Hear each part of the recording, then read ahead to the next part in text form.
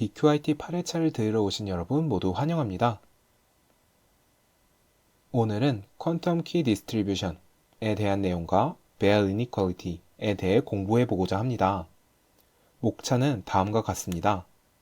목차를 순서대로 말씀드리자면 줄여서 QKD라고도 부르는 퀀텀 키 디스트리뷰션, 그리고 이러한 QKD의 구체적인 프로토콜 중 하나인 BB84 프로토콜, 그리고 EPR과 Bell Inequality입니다. 현대사회에서 보안은 굉장히 중요합니다.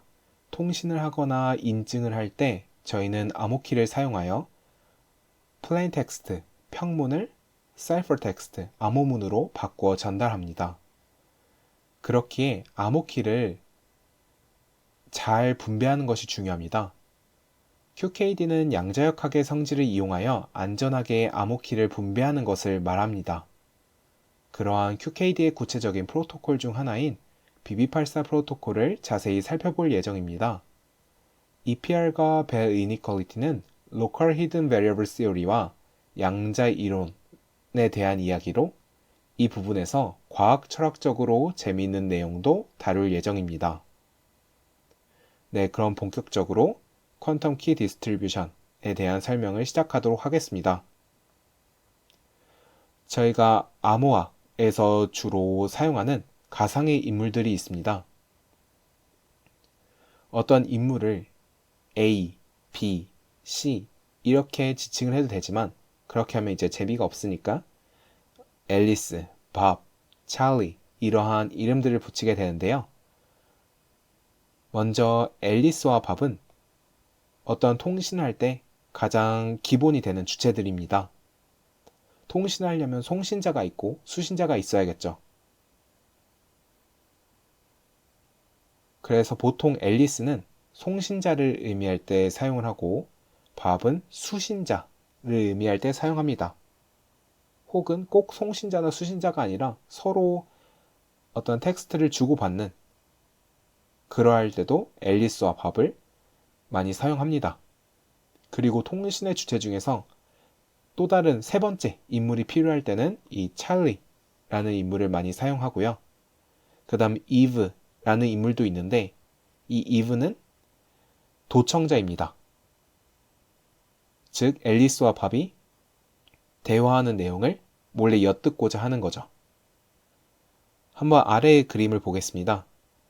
앨리스가 밥에게 어떠한 메시지를 보내려고 합니다. 이게 뭐 유선의 방식이 됐든 무선의 방식이 됐든 그렇게 메시지를 전달을 합니다.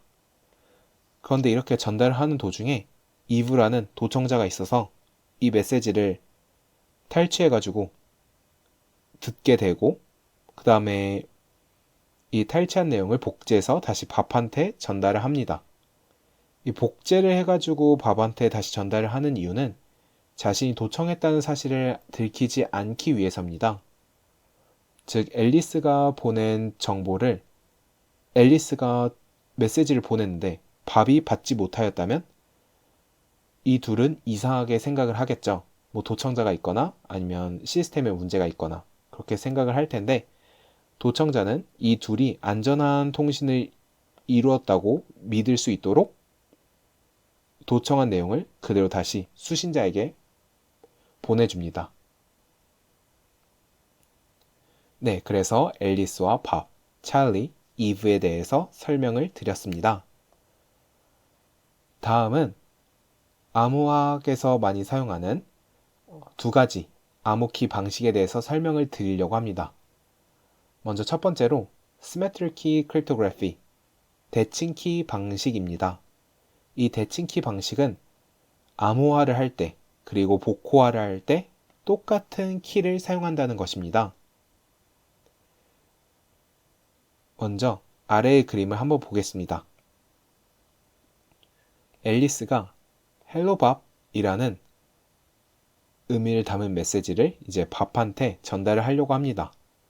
근데 헬로 밥과 같이 이러한 플레인 텍스트, 한국말로 평문은 그대로 전달을 하면 이 도청자가 듣고 그 의미를 파악을 할 수 있기 때문에 암호화를 해주어야 합니다.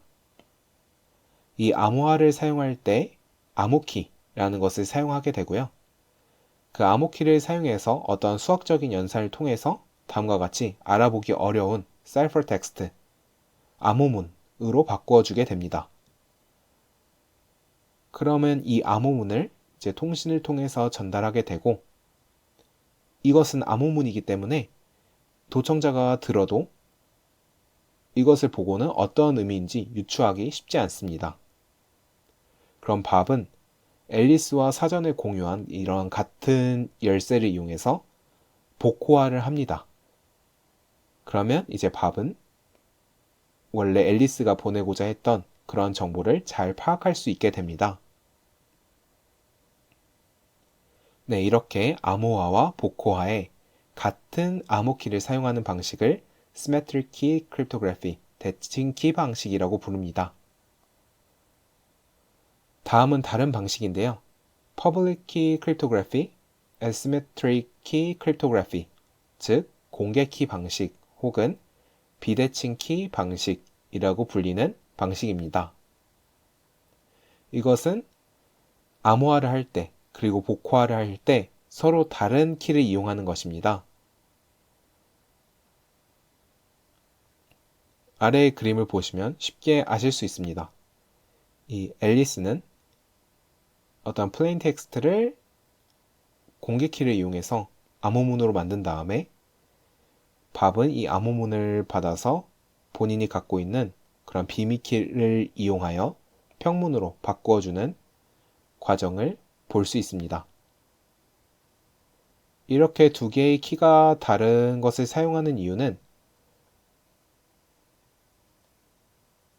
키를 더 용이하게 나눠 가질 수 있고 또 여러 가지 장점들이 있습니다. 뭐 인증이 가능한다든가 그런 이제 활용 방법들이 있는데 그러한 것들이 있어서 이렇게 비대칭 키 방식, 공개 키 방식도 이용을 합니다.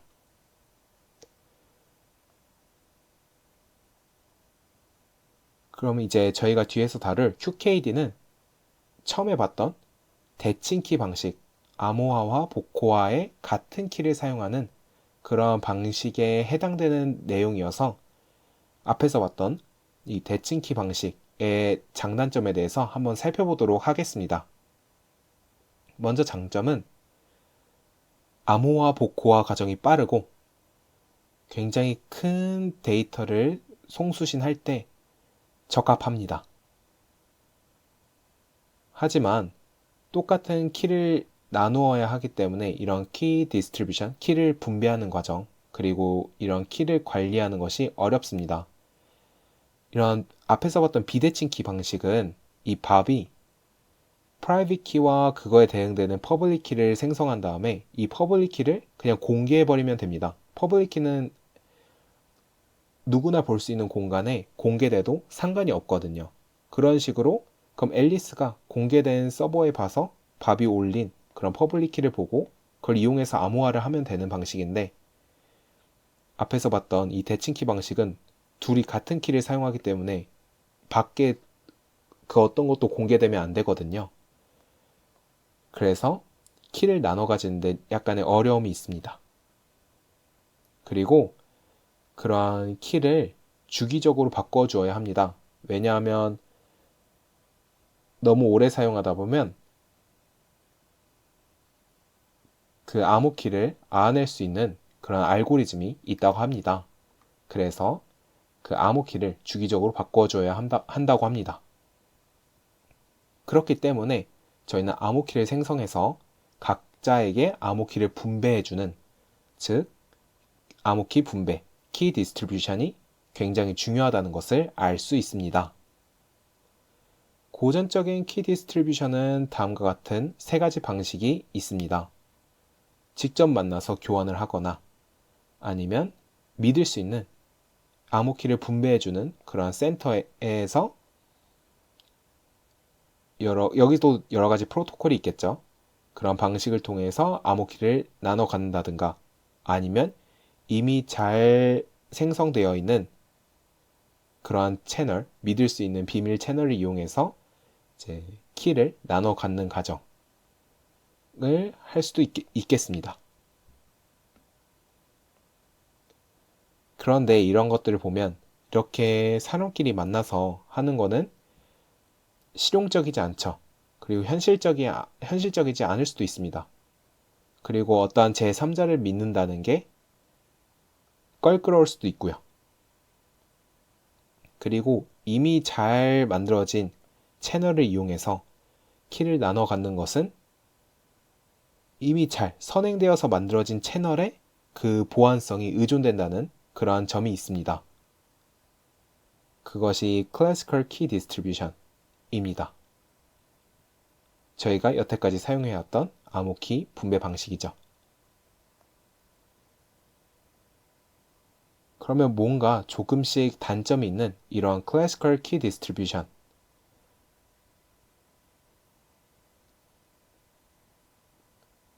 의 문제점을 해결하기 위해서 이제 퀀텀 키 디스트리뷰션이라는 개념을 도입했는데요. 이것은 양자역학적 성질을 이용하여 암호키 분배를 하는 것입니다. 이 퀀텀 키 디스트리뷰션을 사용하면 만약 이 암호키를 분배하다가 누군가 도청을 한다 하면 No cloning theorem 그리고 superposition 그리고 measurement와 같은 양자역학적 성질에 의해서 누군가 도청을 시도했다는 것을 알 수 있습니다. 그래서 안전하게 암호키를 분배할 수 있는 것입니다.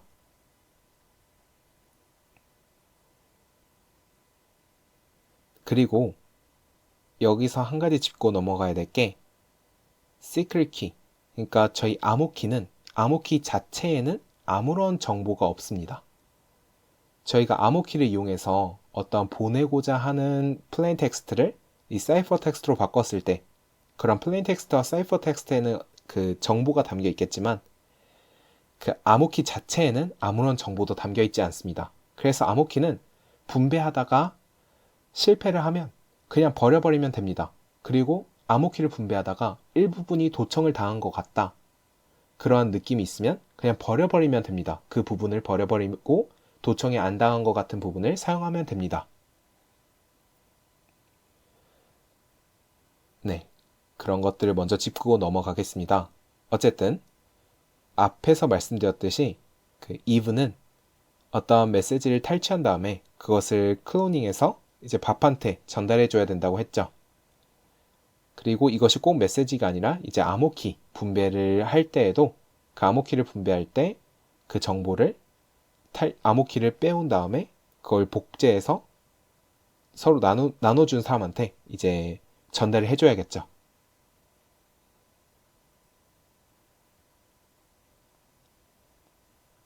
근데 이런 클로닝, 양자 비트는 정확하게 복제를 하는 것이 불가능합니다. 그것이 No Cloning Theorem인데 이것을 한번 뒤에서 증명해 보도록 하겠습니다. 네, No Cloning Theorem입니다.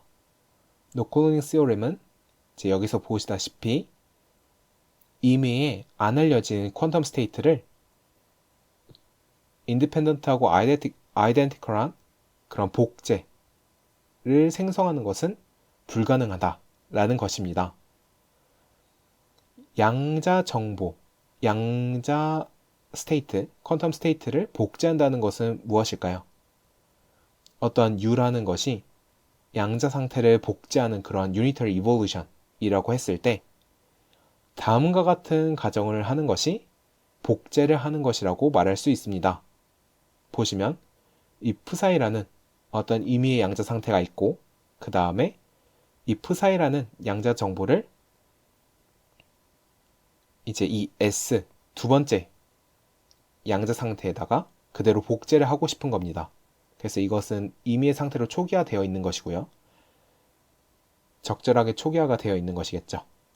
그래서 여기다가 유니터리 오퍼레이터를 가하게 되면 다음과 같은 상태가 되도록 하는 이러한 유니터리 이볼루션이 커피를 하는 그러한 연산이 될 것입니다. 그쵸? 이러한 상태를 프사이 두 개로 만들었으니까 동일하고 독립적인 두 상태로요. 그러면 이거는 임의의 프사이에 대해서 이 모든 U가 다 동작을 해야지 되겠죠. 그래야지 모든 인풋, 모든 양자 상태에 대해서 이제 복제가 가능하다는 것일 텐데, 그러면 이 psi와 phi 두 개에 대해서 이제 식을 써보겠습니다. 그럼 psi도 이렇게 복제를 할 수 있고 phi도 이렇게 복제를 할 수 있다고 합시다. 그러면 어떠한 결과가 나오게 되냐면 이것과 이것을 내적을 해보겠습니다. 그럼 이거 전체의 대거를 취하면 이렇게 되죠. 그리고 이거는 이렇게 그대로 내려왔습니다. 그리고 저희가 유니터리 연산이기 때문에 유니터리 오퍼레이터의 정의에 따라서 이것은 아이덴티티 오퍼레이터가 되죠. 그래서 그대로 사라져서 이렇게 쓸 수 있습니다. 그래서 식을 좀 더 전개를 해보면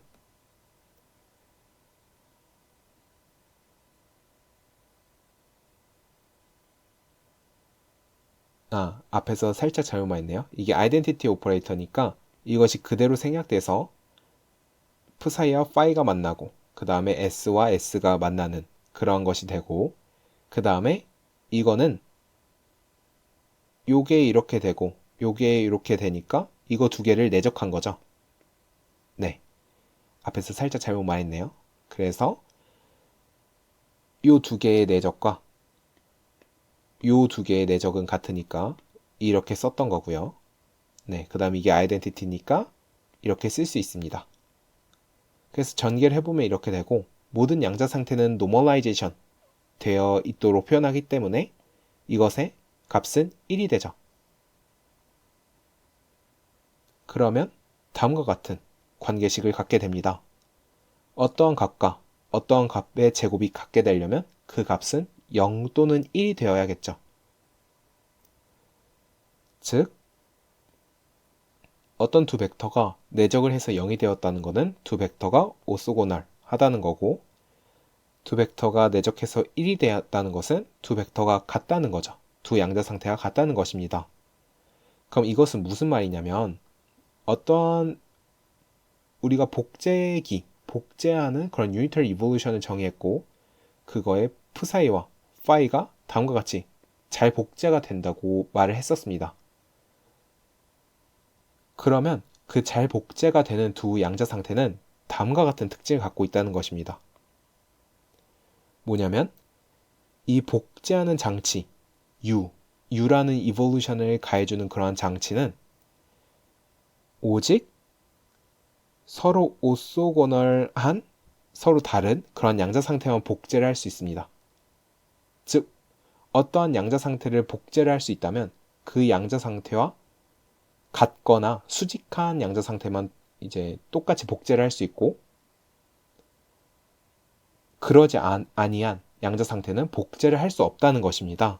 즉 일반적인 양자 상태에 대해서 클로닝을 하는 복제를 하는 그러한 장치는 존재하지 않음을 이렇게 보일 수 있습니다. 네, 이런 성질을 이용해서 퀀텀 키 디스트리뷰션을 안전하게 진행을 할 수 있습니다. 네, 그럼 퀀텀 키 디스트리뷰션 중에서 가장 대표적인 프로토콜인 B284 프로토콜에 대해서 살펴보도록 하겠습니다. 네, 먼저 B284 프로토콜에서 송수신자는 각각 어떠한 행위를 하는지 설명을 드리도록 하겠습니다. 먼저 앨리스가 송신자고요. 밥이 수신자입니다. 이 앨리스는 우선 암호키를 분배하는 거니까 0 또는 1의 정보를 보내고 싶겠죠. 그렇게 비트 정보를 보낼 건데 저희가 0 정보를 보내고 싶을 때 빛의 평광으로서 먼저 양자 상태들을 설명을 하겠습니다.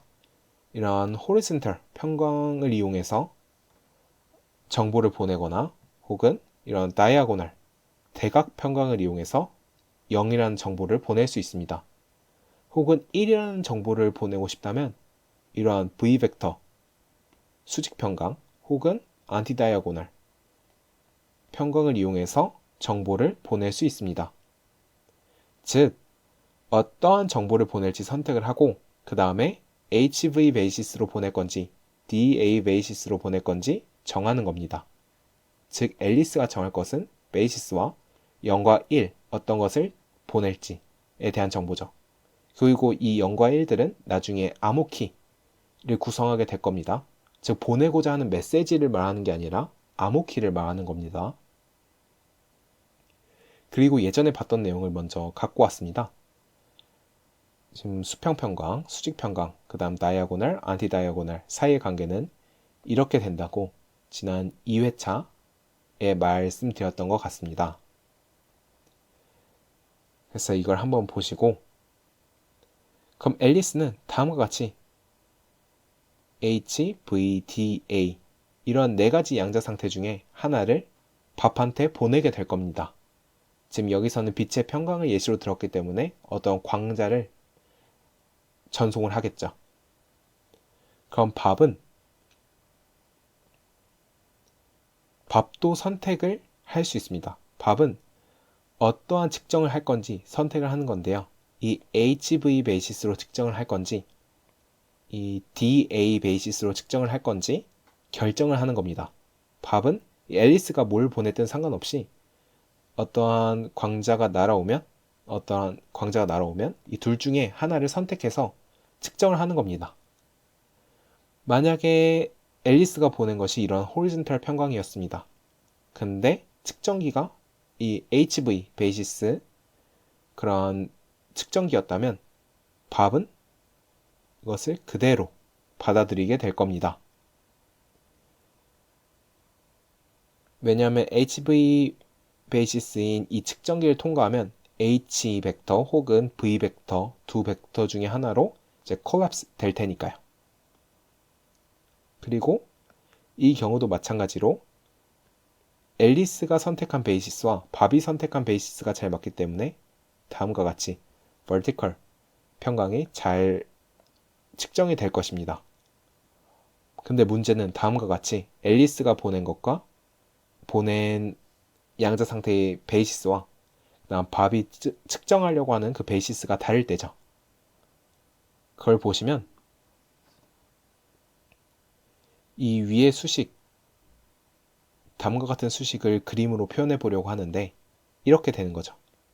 루트 2분의 1에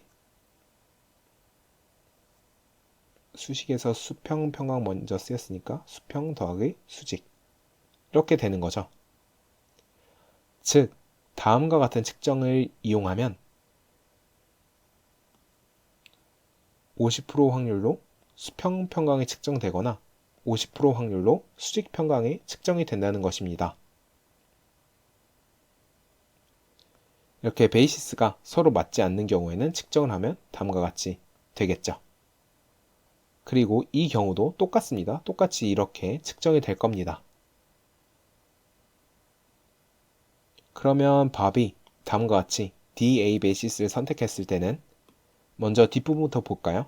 그 베이시스가 잘 맞는 경우에는 똑같이 앨리스가 보낸 것과 이제 메저먼트 베이시스가 같다면 이제 똑같이 측정을 하게 될 거고요. 앨리스가 보낸 값과 똑같이. 그 다음에 베이시스가 다르게 되면 이 경우와 이 경우에는 50% 확률로 다음과 같은 양자 상태를 측정하게 되거나 50% 확률로 다음과 같은 양자 상태를 측정하게 될 겁니다. 이 경우도 그렇고요. 이 경우도 그렇습니다. 다음과 같은 관계식을 보시면 그렇다는 걸 알 수 있죠. 각각의 앞에 붙은 개수가 루트 2분의 1, 루트 2분의 1이니까 절대값 지어서 제곱하면 2분의 1, 즉 각각의 확률이 절반씩이라는 것을 알 수 있습니다. 네, 그러면 앞에서 봤던 것을 다시 한번 정리를 해볼게요. 그럼 앨리스가 보내고자 하는 비트가 0 또는 1일 겁니다. 그러면 0을 HV 베이시스에서는 호리즌탈로 이제 인코딩을 하고 DA 베이시스에서는 이렇게 다이아고널로 인코딩을 합니다. 그리고 1 상태들은 HV 베이시스에서는 V로, 그 다음 DA 베이시스에서는 A 상태로 인코딩을 합니다. 그럼 이렇게 해서 밥한테 송신을 합니다. 그럼 밥은 앨리스가 어떤 것을 일단 보냈는지 모르기 때문에 측정 기전을 아무거나 선정을 해서 측정을 해야겠죠. 그랬을 때 이렇게 앨리스의 기저와 베이시스와 밥의 측정 기저가 맞을 때는 딱 잘 나오지만, 즉 어떠한 경우들이냐면 한번 봐볼까요? 이 경우, 그리고 이 경우, 딱 색깔이 같은지 보면 되죠. 그 다음에 이 경우, 그 다음에 이 경우가 될 겁니다. 즉 이런 경우들을 보면 보내고자 했던 비트와 이제 받게 되는 비트가 같음을 알 수 있습니다. 저희가 호리즌탈은 다 0, 그 다음 다이아고널도 0, 그 다음 버티컬은 1, 그 다음에 안티 다이아고널도 1이라고 앨리스와 밥은 이미 사전에 약속이 된 상태입니다. 그래서 이렇게 된다는 것을 다시 한번 보았습니다. 그럼 본격적인 B284 프로토콜 설명을 시작하도록 하겠습니다. 먼저 첫 번째 단계입니다. 앨리스는 송신자인데 이제 시간마다 정보를 하나씩 보내게 됩니다. 그때 앨리스가 선택해야 될 건 두 가지입니다. 0을 보낼지 1을 보낼지, 어떤 정보를 보낼지 선택을 해야 되고, 그 다음 두 번째는 어떠한 베이시스로 이 정보들을 보낼 건지 선택을 해야 됩니다. 이에 따라서 앞에서 봤듯이 다음과 같은 네 가지 선택 사항이 있습니다. 그래서 앨리스는 이 네 가지 중에서 임의로 선택을 하여서 매 순간순간마다 광자를 밥에게 보내게 됩니다. 그럼 밥은 앨리스한테서 광자가 날아올 때마다 HV 베이시스나 DA 베이시스 중에서 임의로 선택을 하여 측정을 하게 됩니다. 그럼 보내고자 한 값과 측정된 값을 한번 비교를 해볼까요? 이렇게 베이시스가 다른 경우에는 보내고자 한 값과 받고자 한 값이 다를 수 있습니다. 50% 확률로 다르게 될 거고, 그리고 50% 확률로는 운이 좋으면 같을 수도 있겠죠. 서로 다른 베이시스임에도 불구하고 같을 수도 있습니다. 그런데 이제 베이시스가 다른 경우에는 서로 주고받은 값이 보내고자 한 값과 측정한 값이 같다는 것을 보장을 하지 못하죠. 따라서 서로 다른 베이시스를 사용했을 때 주고받은 키값은 버려야 됩니다. 그러기 위해서는 서로 앨리스가 이 첫 번째 어떠한 베이시스로 송신을 했고 밥은 첫 번째에 어떠한 베이시스로 측정을 했는지 공유를 해야 됩니다. 이 첫 번째뿐만이 아니라 두 번째, 세 번째, 네 번째에 대해서도 모든 순서에 대해서 앨리스는 나는 첫 번째는 DA 베이시스로 송신을 했고 그 다음에 HV 베이시스, 그 다음 DA 베이시스, 그 다음 또 HV 베이시스, 이런 식으로 나는 송신을 했어 라고 밥한테 알려주고, 밥 또한 그 정보를 듣고 그럼 우리가 일치하는 게 이때, 그 다음 이제 뒤에 쭉 있겠죠. 일치하는 순간들이 언제 우리가 일치해 라고 앨리스와 밥이 측정이 다 끝난 다음에 베이시스 정보를 공유하는 겁니다. 몇 번째에 어떠한 베이시스를 각각 선택을 했는지. 이 베이시스 자체에는 0 또는 1이라는 그 시크릿 키에 대한 정보가 담겨 있지 않기 때문에 베이시스에 대한 정보를 주고받을 때는 공개된 채널, 클래시컬한 채널에서 그러한 베이시스에 대한 정보를 주고받아도 전혀 상관이 없습니다. 도청을 당해도 베이시스 정보만 갖고는 키값을 정확히 알 수 없으니까요. 그래서 서로 어떠한 베이시스를 선택했는지 주고받고 나서 같은 베이시스를 선택한 경우 다음과 같이 7가지가 있다고 하네요. 이 경우에 00, 001, 11 이렇게 7개가 베이시스가 일치했죠. 그럼 이 7개만 뽑아와서 시크릿 키로 사용하겠다라는 의미입니다. 다시 한번 순서를 설명드리자면 앨리스는 이제 무작위로 4가지 상태 중에 하나씩을 골라서 전송을 하고 밥은 측정을 막 합니다. 무작위로. 그래서 측정이 마무리가 된 다음에 베이시스에 대한 정보를 주고받고 몇 번째에 어떠한 베이시스를 선택했는지 주고받고 베이시스가 똑같았던 그 순간순간에만 이제 주고받은 키값을 사용하겠다. 왜냐하면 그때 보내고자 한 비트와 측정한 비트가 같을 때니까. 그렇게 해서 시크릿 키를 일단 생성을 합니다. 네. 그런데 이렇게만 끝나면 아주 평화롭겠죠. 근데 이제 이브라는 존재가 있습니다. 이브가 땅 하고 등장을 합니다. 이렇게 등장을 했고, 그럼 이 이브는 뭘 하는 거냐면 지금 광자를 보냈던 이 퀀텀 채널을 도청을 하는 겁니다.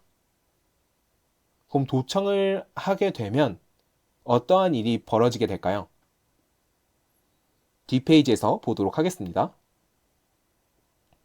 네, 앨리스가 0이라는 정보를 보내기로 결정을 했고, 그 다음에 HV 베이시스로 보내기로 결정을 해서 다음과 같은 호리즌탈 평광의 광자를 보냈습니다. 그리고 밥은 또 임의의 베이시스 선택해서 측정을 하는데 호리즌탈 버티컬 베이시스를 선택을 합니다. 그러면 둘이 베이시스가 같기 때문에 앨리스가 호리즌탈을 보냈다면 밥도 무조건 호리즌탈을 받아야 합니다. 근데 이브가 중간에 도청을 합니다. 도청을 해서 정보를 빼내기 위해서는 이브도 어쩔 수 없이 측정을 해야겠죠. 측정을 하는데 이브 또한 앨리스가 어떠한 베이시스로 보냈는지 모르기 때문에 임의의 베이시스로 측정을 합니다. 근데 앨리스와 맞지 않은 어떠한 베이시스로 측정을 했다고 해봅시다. 그러면 어떻게 될까요?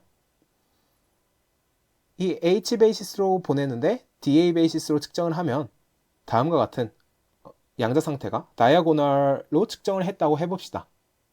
그럼 이브는 이걸로 측정이 됐구나 한 다음에 이 광자를 그대로 밥한테 보내게 될 거예요. 이제 밥도 이제 앨리스가 보냈으니까 밥도 받아야 되니까 이제 밥한테 이걸 보내고, 그럼 밥은 이걸로 측정을 했는데 뭐 H 베이스로 측정될 확률이 절반, 호리즌탈 벡터로 측정될 확률이 절반, 그다음 버티컬 확률로 측정될 확률이 절반이 되겠죠.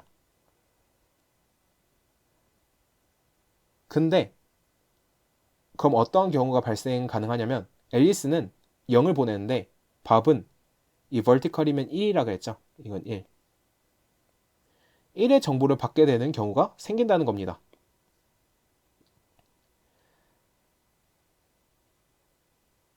원래 앨리스와 밥은 이전에 앞에서 봤던 건 뭔가요? 베이시스가 둘이 서로 같으면 앨리스가 송신한 베이시스와 밥이 수신한 베이시스가 같다면 무조건 같은 키를 나눠 가졌을 거야 라고 생각을 하지만, 사실 이브가 이걸 엿듣고 관측을 시도를 했다면 같은 베이시스를 선택했음에도 불구하고 다른 정보를 나눠 갖게 될 수도 있다는 겁니다. 그러면 이렇게 다른 정보를 나눠 가졌다는 것을 알아차려야 하잖아요.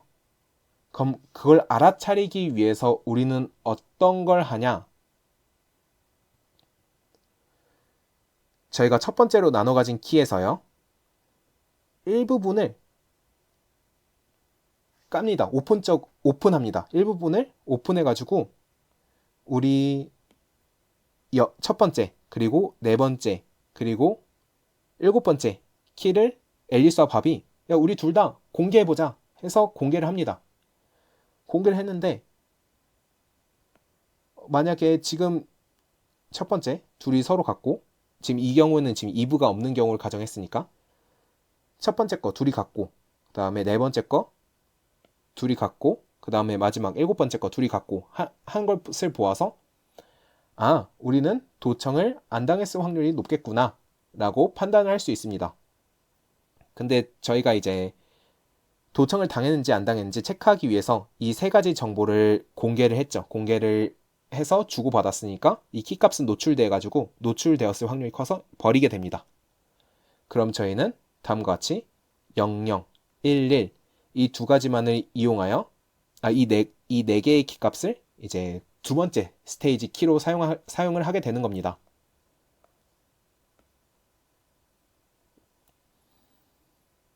네, 그런데 만약에 그렇게 둘이 검증하는 단계에서 우리 같은 베이시스로 송신하고 같은 베이시스로 수신을 했는데 우리 서로 다른 정보를 나눠 가졌네 라고 판단이 되는 경우에는 어떻게 할까요? 그럼 주고받은 키를 이 순간에는 도청을 당했구나 라고 판단을 한 다음에 주고받은 키를 버리면 됩니다. 그리고 다시 새로 키를 나눠 가지면 되죠. 네, 그래서 첫 번째로 나눠 가진 키에서 이제 체크하는 과정이 필요하다 라는 것을 말씀드렸습니다. 근데 이제 이브가 운이 좋게도 앨리스가 선택한 베이시스와 이브가 도청한 베이시스가 같았다면 이제 이브는 도청한 사실을 들키지 않겠죠. 그리고 이브가 서로 다른 베이시스를 선택했다 하더라도 도청한 사실을 안 들킬 수도 있습니다. 하지만 키 값이라는 거는 굉장히 길거든요. 여러 개의 비트 정보를 나눠 가집니다. 그 중에서 예를 들어서 한 10%만 오픈했다고 하더라도 키값이 예를 들어서 10,000비트다 라고 하면 1000비트 정도의 정보를 1000비트의 개수를 이제 오픈하게 되는 거죠. 퍼스트 스테이지 키가 10,000비트였으면 이제 그 중에서 한 1000개쯤을 무작위로 선택해서 오픈을 하는 겁니다. 앨리스와 밥이. 그럼 1000개 모두 이렇게 운이 좋으리란 법은 없죠. 그럴 확률은 거의 없을 겁니다. 그래서 이브가 도청한 사실을 이론상 들킬 수밖에 없습니다. 근데 만약 이브가 클로닝을 할 수 있다면 어떻게 될까요? 그러니까 양자 상태를 복제할 수 있으면 어떻게 될까요? 저희는 앞에서 봤듯이 노클로닝 시오렘에 의해서 복제가 불가능한 것을 잘 압니다. 근데 한번 가정을 해봅시다. 만약에 그런 노클로닝 시오렘에 의해서 복제 불가능하다라는 게 몰랐다면, 만약에 이브가 복제를 할 수 있다면 어떻게 할 수 있을지, 이브는 그러면 다음과 같은 전략을 취할 수 있을 것입니다. 앨리스가 이런 어떠한 정보를 보냈을 때 그걸 받아서 앞에서 봤던 그런 U라는 복제기를 통해서 이 호리즌탈을 막 복제를 합니다. 여러 개를 복제해서 먼저 하나를 밥한테 그대로 보내고, 그럼 밥은 앨리스가 보낸 정보를 그대로 갖게 될 거고, 그다음 이 여러 가지를 이제 측정을 해보는 겁니다. 이 베이시스로도 측정을 해보고, 그 다음에 이러한 DA 베이시스로도 측정을 해봅니다. 이제 여러 번 측정을 해보겠죠. 클로닝을 이제 많이 해가지고.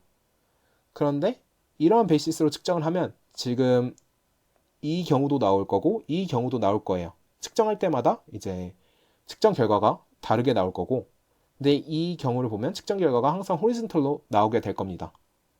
그럼 이분은 정확히 알 수 있죠. 앨리스가 보냈던 정보는 호리즌털이구나 하고, 만약에 복제가 가능했다면 그러한 도청 방법이 가능했겠지만 우리는 노클로닝 시오렘을 알고 있기 때문에 이런 복제는 불가능하고, 그렇기에 보안이 지켜진다는 것을 알 수 있습니다. 그리고 한 가지 더 말씀드리고 싶은 게 있는데요. 만약에 이브가 없다고 하더라도 앨리스와 밥이 같은 베이시스를 선택했음에도 불구하고 서로 다른 정보를 나눠 가질 수도 있습니다. 이브가 없음에도 불구하고요. 어떤 경우일까요? 노이즈가 존재할 때입니다. 저희가 현실 세계에서는 어쩔 수 없이 노이즈가 존재하게 됩니다. 이제 광자 평강으로 정보를 담는다고 하면 이 평강도 공간을 나아가면서 평강이 비틀어지게 될 거고, 이러한 과정을 통해서 노이즈가 끼면 도청자가 없음에도 불구하고 서로 다른 정보를 나눠 갖게 될 수도 있습니다. 그래서 저희는 일정한 기준을 정합니다. 일정한 기준을 정해서 일정 오류율보다 낮은 오류율이 일어났으면 이건 노이즈 때문이었다. 근데 일정한 기준보다 높은 오류율이 보인다. 서로 같은 베이시스 선택했음에도 다른 값이 보낸 값과 받은 값이 다르다. 일정 기준보다 높은 확률로 그렇다 하면 이건 도청자가 있었겠다라고 판단하는 겁니다. 그래서 그런 일정 기준이 있고, 따라서 서로 주고받은 값이 다르다고 해서 무조건 이브가 존재한다고 판단하지는 않고 그 오류를 검토를 해서 이브가 존재하겠다 이제 판단을 하는 거죠. 그래서 서로 다르면 이브가 존재할지도 모르겠다 정도로 판단을 해야 합니다. 이제 네. 그럼 전체적인 B284 프로토콜에 대해서 쭉 설명하도록 하겠습니다. 이제 B284 프로토콜 총 정리인데요. 저희가 앞에서 봤던 과정은 여기까지입니다. 보면 앨리스가 베이시스를 선택하고 B스트링을 선택해서 막 4가지 상태 중에서 하나를 선택해서 따다다닥 보내게 됩니다. 그럼 밥은 측정 기절을 선택을 해서 측정을 계속하게 되겠죠. 그 다음에 서로 몇 번째, 그러니까 첫 번째, 두 번째, 세 번째 각각 어떠한 베이시스로 송신했고 측정을 했는지 공유를 합니다. 그렇게 해서 서로 베이시스가 같았던 그러한 뭐 예를 들어서 두 번째, 네 번째, 여덟 번째가 이제 베이시스가 같았다 하면 그러한 같았던 순간에서의 키값들만 뽑아가지고 첫 번째 단계 시크릿 키로 사용하게 되고, 근데 우린 도청자가 있을지도 모르기 때문에 그 첫 번째 생성된 시크릿 키에서 몇 개의 비트를 공개를 하여 비교를 해보고 그 오류율이 어느 정도 되는지에 따라서 오류율이 낮으면 노이즈가 꼈나 보구나 하고, 오류율이 높았다면 일정 기준보다 높았다면 이건 도청을 당했다 라고 판단을 할 수 있을 것입니다. 그래서 도청을 당한 부분은 이제 버리고 혹은 아예 키 디스트리뷰션을 새로 하고 그렇게 할 수 있죠. 그래서 도청당한 사실을 알 수 있고, 그 다음 저희가 노이즈 때문에 이브가 없었더라 하더라도 서로 주고받은 정보가 다를 수 있잖아요.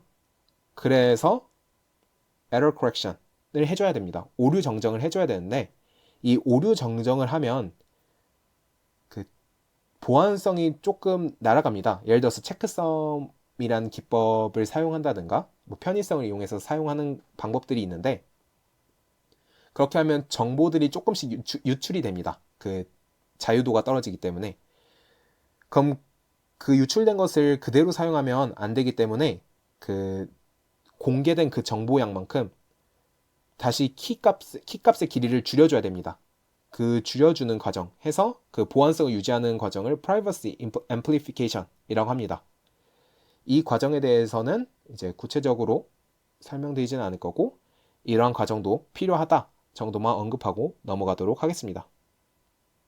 그래서 다시 한 번만 살펴보면 다음과 같은 시크릿 키를 나눠 가졌을 때, 예를 들어서 오류율이 이상하게 저희가 이런 시크릿 키 퍼스트 스테이지로 가져갔고 지금 빨간색 체크한 부분에서 서로 공개를 했다고 해봅시다. 도청자가 있는지 없는지. 그런데 여기 이 구간에서 오류율이 막 20% 이렇게 됩니다. 서로 안 맞는 게 여기 중에서 뭐 오류율이 막 지금 여기 5개밖에 없으니까 좀 그렇긴 한데 굉장히 많았는데 이 앞부분에서 오류율이 한 20% 됐다고 해봅시다. 그럼 여기 오류율이 너무 높죠. 그리고 이 뒷부분에서는 오류율이 한 3% 정도 됐다고 해봅시다. 지금은 이제 키 개수를 작게 썼지만 굉장히 길 겁니다, 사실은. 그래서 그러면 이 앞부분은 도청을 당한 부분이겠거니 하고 이 앞부분을 싹 날려버리는 겁니다. 이건 이제 우리 안 사용할래 하고 여기까지 다 날려버렸다 해보고, 그러면 이 노이즈가 낀 정도의 오류율만 갖고 있는 이 부분만 이제 키값으로 갖고 오게 됩니다. 근데 저희 이 오픈한 키값들은 또 이제 공개되어 버렸기 때문에, 노출되었을 가능성이 있기 때문에 공개 안 한 것들만 이용해서 두 번째 단계 시크릿 키를 만든다는 것이었습니다. 그래서 여기까지 하고, 그 다음 이제 오류가 꼈을 수도 있으니까 오류 정정을 하고, 오류 정정에서 잃은 정보를 보완하기 위해서 Privacy Amplification까지 해주면 키값을 나눠 가지는 과정이 마무리됩니다. 네, 그럼 B284 프로토콜은 여기까지 설명을 드리고 영상을 끊고 진행하도록 하겠습니다.